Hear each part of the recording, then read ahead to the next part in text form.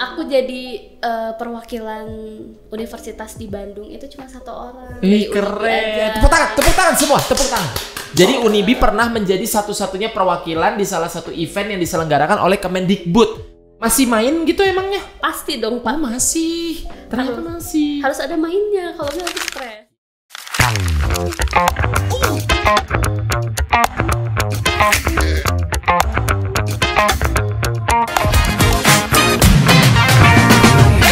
Siaran edukatif ringan dan unik. Selamat pagi semuanya. Hari ini kita kembali lagi di podcast seru yang saya yakin Anda semua pasti kangen dengan saya. Karena dalam beberapa episode sebelum ini seperti Anda tidak bisa melihat keberadaan saya ada di mana. Maklum, orang sibuk. Jangan ketawa aja, kenalan dulu. Hari ini kita datang tamu spesial banget teman-teman. Jadi hari ini tuh aku ngobrol bareng. Sebenarnya ini orang yang udah biasa aku ajak ngobrol setiap hari ya. Jadi setiap hari, setiap detik, setiap menit urusan kerjaan dia sangat memahami sekali apa yang dibutuhkan. Tetapi hari ini saya mengundang dia nih untuk kasus khusus nih. Jadi hari ini kita akan kedatangan satu tamu luar biasa di sebelah kanan saya. Lucu banget imut-imut ini.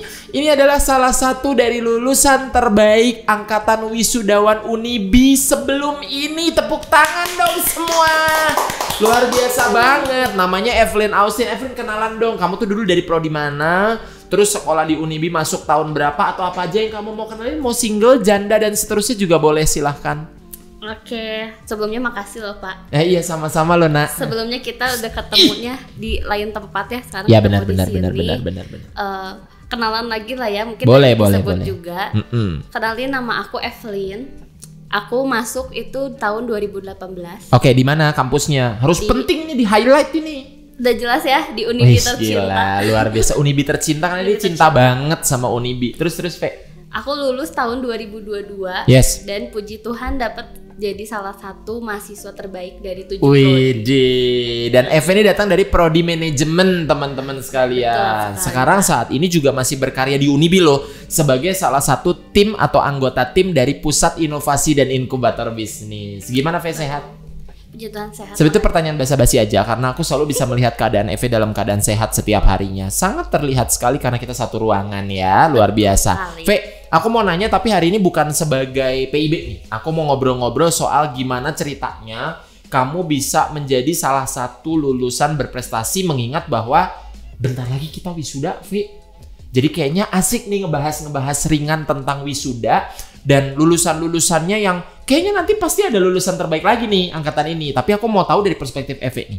Sebenarnya Eve, apa sih yang membuat waktu itu kamu menjadi lulusan terbaik? Kita mau tahu dulu nih, apakah karena IPK-nya aja? Apakah karena jangan-jangan IPK dan status kamu di kemahasiswaan aktif? Atau karena apa kamu bisa dibilang sebagai salah satu yang paling berprestasi? Nah, sebetulnya poin penilaiannya balik lagi ya ke prodi dan universitas kita.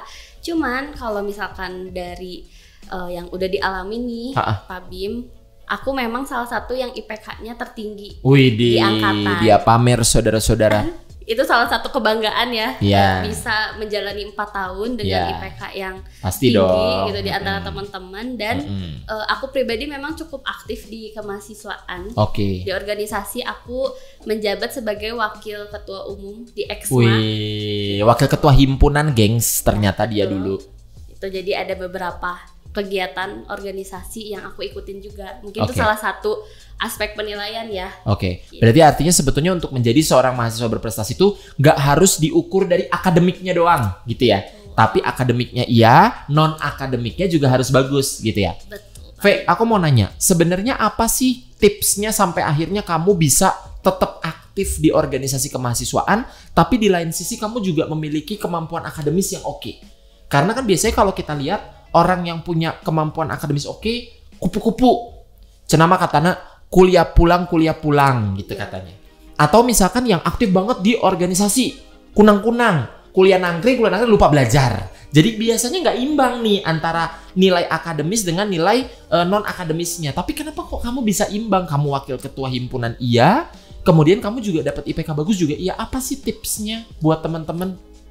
Kalau dari aku pribadi nih selama kuliah, tips yang paling utama itu manajemen waktunya. Waduh, anak manajemen yang dibahas langsung manajemen waktu. Betul. Kita pulang sekarang aja yuk. Ini nggak ada kaitannya sama pelajaran kan ya? Ya. Ini pengalaman pribadi. Betul. Jadi kan kalau misalkan kadang memang ada perspektif kalau terlalu banyak belajar gak ada hubungan sosialnya nih. Ya betul. Gitu. Betul. Nah kalau kita punya manajemen waktu kan bisa dibagi ya. Ya. Jadi kita memang fokus untuk belajar saat kuliah. Oke. Di luar kuliah kita bisa main. lebih fokus ke organisasi dan mainnya juga. Udah pasti itu harus ada dong. Masih main gitu emangnya? Pasti dong Pak. Masih. Ternyata masih. Harus ada mainnya, kalau nggak nanti stres. Iya, mainnya biasanya dia nontonin Korea gitu ya. Betul, itu salah satu contoh ya teman-teman. Contoh. Artinya kalau misalkan kita bisa memanage waktu dengan baik, apakah mungkin sebetulnya kita bisa berprestasi di 2 bidang sekaligus sebetulnya ketika kita menjalankan suatu kegiatan dengan fokus? Pasti bisa sih. Artinya kalau misalkan, gue mikirnya gini ya, kalau dari gue pribadi nih ya, misalkan gini. Kalau kita belajar aja waktu yang kesita udah banyak. Kuliah nih misalkan dalam 1 hari. Anggap aja ada berapa mata kuliah sih? 3 lah ya. 3 mata kuliah dalam 1 hari. 3 mata kuliah dalam sehari itu berarti artinya waktu kamu mungkin udah akan habis sekitar 6-7 jam. Itu paling sedikit. Paling sedikit itu 6-7 jam. Terus kan masih harus belajar lagi dong. Pasti. Supaya nilainya bagus, kuisnya bagus, tugasnya bagus. Let's say misalnya kita makan waktu 3 jam. Berarti udah 9 jam nih kita hidup nih. Di antara 12 jam yang harusnya kita melek bisa ngurusin yang lain. Mainnya kapan? Kok bisa sih gitu loh sampai kamu masih nyelipin main dulu gitu. Apa nggak mainnya cuma 45 menit? 45 menit main di mana, Ve? Kan nggak mungkin ya ngobrol sama teman 45 menit gitu. Ya, jadi itu salah satu manajemen waktu aku juga sih. Kan kita nggak harus tiap hari belajar nih. Ya benar juga sih. Jadi setelah beberapa hari belajar dan kuliah ada waktu kosong, nah itu main. Jadi memang gak boleh terlalu dalam 1 hari ini kuliah, belajar, organisasi semua. Gitu. Oke, aku mau nyimpulin sedikit. Berarti maksud kamu mungkin kayak kita melakukan manage waktunya iya, tapi yang kedua yang paling penting tuh kita harus punya skala prioritas. Bener nggak sih, Ve? Betul. Karena tadi aku ngelihat kan kamu bilang ada hari di mana kamu belajar, tapi begitu nggak belajar main. Berarti kan artinya mungkin di waktu itu memang prioritas untuk belajarnya lagi nggak ada nih. Karena mungkin lagi bisa ditunda dulu sehingga kita perlu untuk menyehatkan diri gitu ya. Akhirnya jadi belajarnya dikurangin, main. Tapi begitu mau ujian atau ada kepentingan, baru skala prioritasnya diganti lagi gitu. Betul. Ya. Berarti manajemen skala prioritas itu penting ya?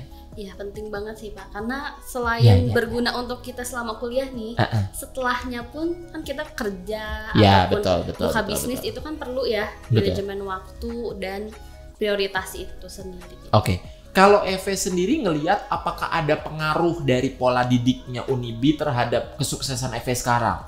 Artinya kan Eve disiplin bisa dibilang, kemudian bisa membagi waktu dengan sangat baik antara organisasi dengan akademisnya gitu kan, antara non akademik dengan akademisnya. Unibi itu punya peran apa sih untuk ngebantu ke situ? Pasti kan Eve diajarin apa sama dosennya mungkin atau sama siapa? Apa sih yang membuat Eve tuh merasa kayak this kind of a management waktu tuh penting banget buat gua gitu? Ya, kalau di Unibi sih terutama di prodi manajemen ya, karena aku kan kuliah di prodi manajemen. Di sana dosen-dosennya pun jelas ya kasih kontrak kuliah, terus keterlambatan dan lain-lain itu membentuk aku dari awal SMA ketika masuk kuliah. Oh, kalau kuliah tuh aku harus bener-bener gini ya, gitu ya harus sesuai banget nih. Karena kan ada kontraknya, terus kalau terlambat masuknya absen. Terus kita juga ada belajar karakter building di Unibi, terutama itu yang banyak kasih pelajaran lah ya untuk awal-awal kuliah. Sebagai mahasiswa dari siswa SMA kan transisinya agak sulit ya. Labil ya Bu ya. Nah jadi ketika ada mata kuliah karakter building tuh di Unibi, akhirnya bisa membentuk nih karakter sebagai mahasiswa tuh gimana sih? Betul. Nah Ve, aku mau tahu ini juga Ve. Dengar-dengar kalau nggak salah waktu kamu mahasiswa tuh kan selain kamu punya prestasi akademik, ternyata pada saat kuliahnya tuh kamu punya banyak prestasi non-akademik. Salah satunya juga tuh waktu itu ada yang berhubungan dengan Kemendikbud. Itu sebenarnya apa sih, Ve? Coba ceritain dong, kayaknya seru banget nih sampai ke Kemendikbud gitu loh di zaman itu gitu. Apa sih, Ve, sebenarnya yang terjadi waktu itu tuh? Jadi waktu itu aku cerita sedikit bermulanya dari aku sebagai salah satu anggota organisasi di Unibi. Jadi memang masuk ke sebuah organisasi tuh ada nilai plusnya ya. Jadi bukan cuman kita ketemu teman dan gitu ya. Tapi ada plusnya juga. Nah, di sana aku dapat kesempatan untuk ikut latihan keterampilan manajemen mahasiswa. Dari Kemendikbudristek saat itu. Jadi awalnya secara online, tingkat menengah dulu Jawa Barat dan Jawa Tengah. Dan di sana ada semacam apa ya, kayak tugas-tugas. Dan yang harus dipraktekkan gitu dari materi Kemendikbud itu. Sejenis FGD kah gitu? Kayak fokus group discussion bukan, jadi tugas gitu. Jadi dari pembicara dari Kemendikbud Ristek itu jelasin kayak misalkan organisasi, terus mitigasi bencana, pokoknya banyak hal-hal kita disuruh aplikasiin. Kayak camp gitu kali ya? Iya, tapi online. Iya, oke. Saat itu kan COVID ya. Benar. Nah, setelah dari situ ada penilaian dan puji Tuhan masuk ke tingkat menengah versi offline. Keren. Akhirnya jadi offline tuh. Iya. Dan Jawa Barat aja nih. Kan sebelumnya digabung. Nah, setelah dari situ mirip dengan materi yang lebih kompleks, lebih kompleks, lebih tingkat lanjut lah dibanding online. Betul. Di sana tugasnya mirip-mirip, kita harus bikin organisasi non-profit atau profit, yayasan, jadi mirip-mirip kayak bisnis gitu. Sesuai dengan fenomena yang ada. Di sana pun dinilai lagi dan puji Tuhan ikut lolos ke tingkat lanjut. Wih, keren. Gitu. Kalau tingkat lanjut ini se-Indonesia ceritanya. Nasional, naik level lagi. Dan aku jadi perwakilan universitas di Bandung itu cuma 1 orang. Keren. Tepuk tangan semua, tepuk tangan. Jadi Unibi pernah menjadi satu-satunya perwakilan di salah satu event yang diselenggarakan oleh Kemendikbud. Waktu itu tahun berapa kira-kira? 2021? 2020 sampai 2021. 2020 sampai 2021. Gila, keren banget. Padahal waktu itu aku belum kenal sama Eve. Aku bangga banget sih, luar biasa. Terus Ve, apa yang kira-kira kamu bisa kasih tahu ke teman-teman kita supaya mereka berani untuk ngambil keputusan buat ikut sesuatu yang di luar dari hal yang biasa mereka lakukan? Karena kan biasanya anak-anak tuh kan suka takut ya ketika mau mencoba sesuatu yang baru tuh, udah gini duluan. Padahal Eve bisa jadi satu waktunya wakil perguruan tinggi tuh waktu itu di Bandung dari sekian banyak perguruan tinggi yang oke juga, terus lolos gitu. Berarti kan ada mimpi yang terwujud. Gimana sih Ve caranya untuk supaya kita punya fokus tujuan itu gitu? Yang pasti sih jangan takut ya, jangan minder. Karena aku pun awalnya kayak gitu tuh. Mental badak. Takut ya kayaknya ketemu pasti gitu ya. Orang-orang dari kampus negeri yang nasional peringkat 1 misalkan, jadi minder banget nih. Tapi kalau misalkan kalian memang mau untuk belajar dan punya tekad untuk belajar lagi, karena soft skill itu penting banget ya Pak. Betul. Apalagi ada hubungan relationship sama teman-teman yang dari kampus-kampus lain. Bener banget. Nah itu kalian gak boleh ragu tuh, ambil kesempatannya. Mau nanti kinerjanya gimana, tapi kan di sana belajar ya Pak. Betul. Gitu. Apalagi untuk belajar, dilakuin aja. Intinya mah nyemplung dulu. Kalau cuma mikir doang, takut, kagak jalan-jalan, nggak maju-maju. Tapi kalau kita bisa action, pasti akan lebih baik. Buktinya Unibi bisa bersaing di level nasional waktu itu ya. Keren banget. Oke, Ve. Terus terakhir aku mau nanya sedikit, gimana ceritanya kamu bisa tiba-tiba nyemplung balik ke Unibi?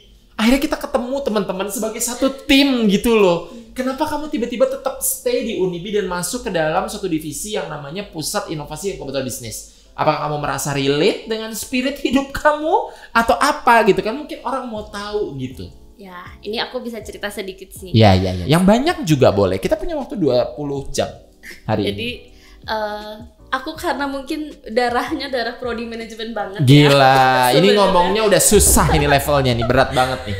Terus di manajemen tuh banyak mata kuliah tentang bisnis. Yes, pastinya. Perencanaan bisnis sampai pokoknya bisnis banget manajemen di Unibi tuh. Jadi aku akhirnya setelah lulus masih nyari-nyari kuliah nih, baru sudah ceritanya. Akhirnya sama keluarga bikin bisnis. Jadi setelah ngejalanin itu, bikin bisnis, merintis, dapat info Unibi buka Karir Expo. Di sana lihatlah ada Pusat Inovasi dan Inkubator Bisnis. Dibuka lowongannya ya. Betul. Saat itu aku waktu kuliah kan kita belum ada ya. Belum jalan. Belum seaktif yang sekarang ini gitu. Jadi ketika ada, wah ini kesempatan juga untuk aku mengembangkan bisnisku. Selain itu ya, itu sebelahnya lah ya. Sebelahnya saudara-saudara ya. Tujuan utamanya karena aku merasa bisa ikut membantu juga gitu. Karena aku merasa ketika dulu merintis bisnis belum ada nih yang bantu dari bagian khusus ya, kecuali dari dosen kan itu teori ya. Betul. Prakteknya kan kadang kita beda ya. Bisnis di lapangan itu seperti apa. Nah jadi ketika ada PIB ini tertariknya untuk bantuin teman-teman mahasiswa juga gitu. Biar nanti mereka bisa punya bisnis setelah lulus. Jadi ya itu tujuan utamanya dan ternyata cocok ya gitu bisa si Eve mulia sekali ya tujuannya ya. Ve, boleh nggak ngasih 3 kata aja yang membuat kamu sebegitu cintanya sama Unibi sampai akhirnya kamu lulus, kamu pun mau berkarya di sini meskipun kamu punya bisnis juga, tapi kamu tuh kayak mau berkontribusi untuk alma mater kamu. Berarti kan si Unibi ini memberikan kesan yang sangat sempurna, ya kan? Apa sih 3 kata yang paling merepresentasikan perasaan kamu di sini? Excellent. Oh my god, dicatat ya, dicatat semuanya ya. Ini Unibi banget ini. Ya. Excellent. Young entrepreneur. Young entrepreneur, 2 kata ya. Entrepreneur. Ya, oke. Entrepreneurs. Yang ketiga. Integrity. Integrity. Nah, itu kamu bisa dapat semua hal tadi ya, Ve, ya kalau di Unibi ya. Ini udah cerita pengalaman langsung dari mahasiswanya. Bukan saya yang cerita loh. Yang cerita adalah mahasiswanya sendiri. Dan itu sebetulnya poin-poin penting yang kamu dapatkan sampai akhirnya kemarin kamu menjadi seorang lulusan terbaik gitu ya. Pesan Eve dong buat teman-teman muda di sini yang mungkin baru mau memutuskan untuk ngambil kuliah. Atau mungkin ada yang sudah berkuliah tapi semangat gue kendor nih, kayaknya ada banyak banget masalah hidup yang gue hadepin. Apa supaya mereka bisa tetap stay semangat dan bisa mendapatkan tujuan atau cita-cita yang mereka pingin?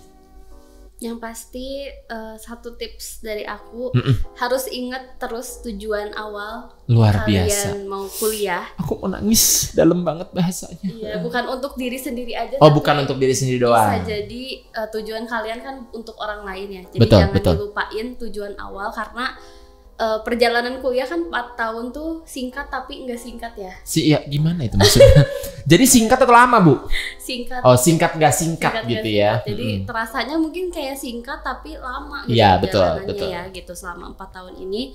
Jadi kalau misalkan nggak ingat tujuan awalnya bisa jadi banyak goyang, kedistrak lah sama lebih seneng main misalkan, jadi kuliahnya ditinggalin. Nah jangan sampai kayak gitu karena bagaimanapun teori atau pembelajaran yang dikasih sama dosen-dosen di Unibi ini tuh bisa untuk kedepannya gitu. Jadi setelah lulus tuh bukan yang dilupain gitu materinya, itu akan terus terpakai sampai nanti lulus dan bekerja dimanapun atau berbisnis. Ya.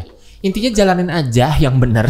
Kalau kita ngejalanin aja, pasti selalu akan ada jalan untuk segala sesuatu yang kita lakukan. Dan mudah-mudahan karya itu bisa memberikan dampak positif untuk lingkungan sekitar.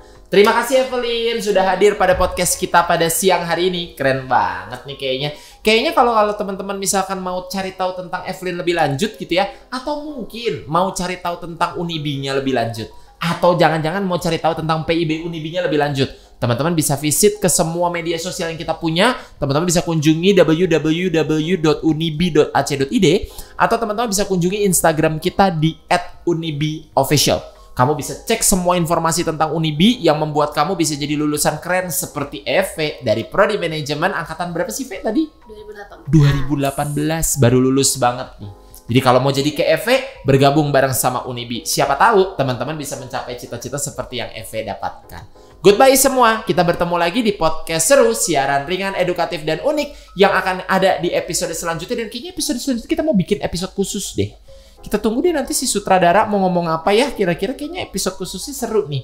Episode spesial akhir tahun.